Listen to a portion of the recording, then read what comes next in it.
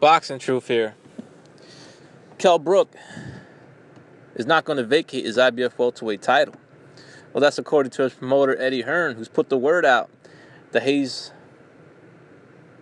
going to remain at 147 pounds, as he doesn't want to let go of his title that he's worked so hard for. And if he has to fight Errol Spence, then Errol Spence is going to be the next opponent. The Errol Spence fanboys are going to wish that Kell Brook vacated that title, because Kell Brook is all wrong for Errol Spence. Errol Spence getting a lot of hype and praise, but I just don't see nothing spectacular so far. They call him the truth, but I don't. Based on what? I still need to see a lot more from Errol Spence.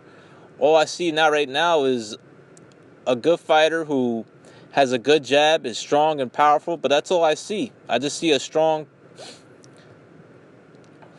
powerful fighter in Errol Spence, but I don't see much else. I don't see any special effects. I don't see any much skill. I don't see any counter-punching ability. I don't see any footwork. I don't see any punching off angles or punching on the fly or the ability of having a good defense. I see a lot of flaws in Errol Spence. And he's been matched too carefully to really get a good idea or a gauge of how good he really is. Hasn't even fought a puncher yet. He's already going to be the mandatory to a sanctioning body without the type of competition that's needed in order to take that next step. Perhaps this is a step too far. On the bright side, Kell Brook is coming off a devastating loss, stoppage loss, where he sustained an injury that has kept him out for a longer period of time. Won't be able to go back to full force training for another month or so, and he won't be able to return to at least the spring of 2017. But the Errol Spence fanboys are going to get their wish, but they're going to wish Kell Brook vacated that strap. Didn't matter though. Jeff Horn would have been next in line. Either of those fights are very tough for Errol Spence, and Kell Brook,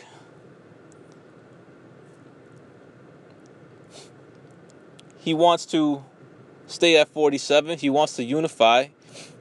He wants a big fight, but the big fights, especially unifications, are just not there. Manny Pacquiao is going to go after the biggest opportunity possible now that his career is pretty much dwindling down. Maybe one or two more fights. Garcia and Thurman already have plans, so unification bouts are out for Kell Brook. There's no other really big names out there besides those three. Amir Khan is still trying to duck the fight, saying he wants to fight Danny Garcia first, despite this fight against Brook being much more lucrative. Amir Khan still being a bitch, still trying to duck that fight with Kell Brook. So Kell Brook is left with no options. Perhaps he could pursue a new weight division, perhaps even pursue a Miguel Cotto fight.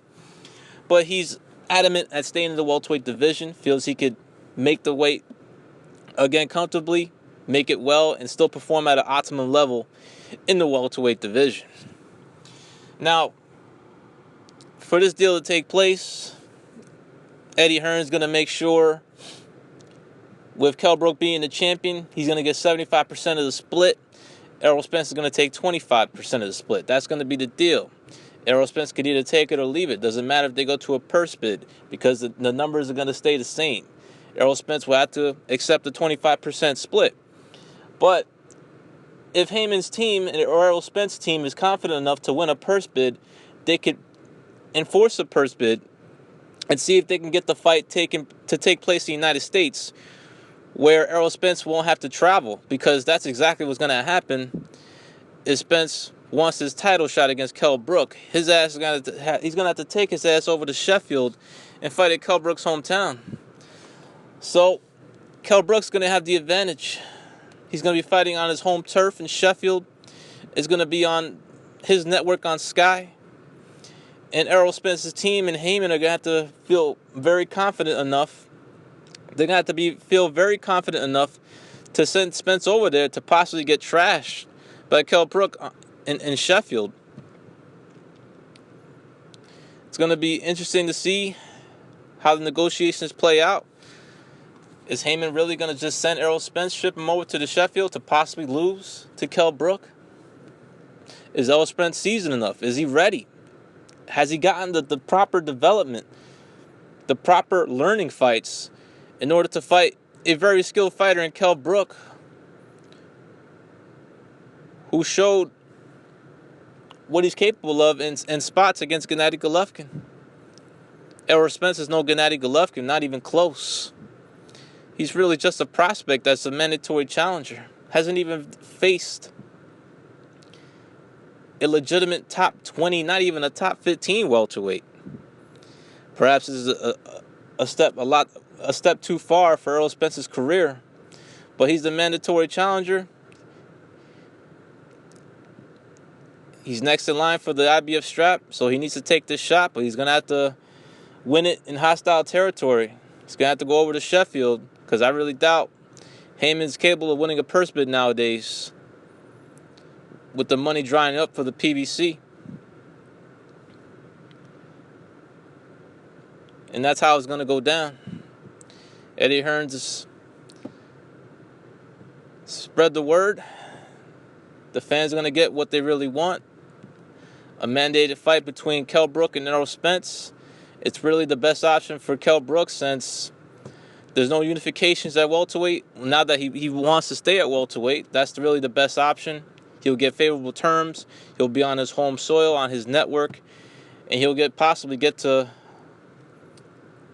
the opportunity to expose Errol Spence and perhaps even end the hype train and disappoint Errol Spence fanboys that perhaps Errol Spence may not be the truth after all. This is Boxing Truth. I'm out.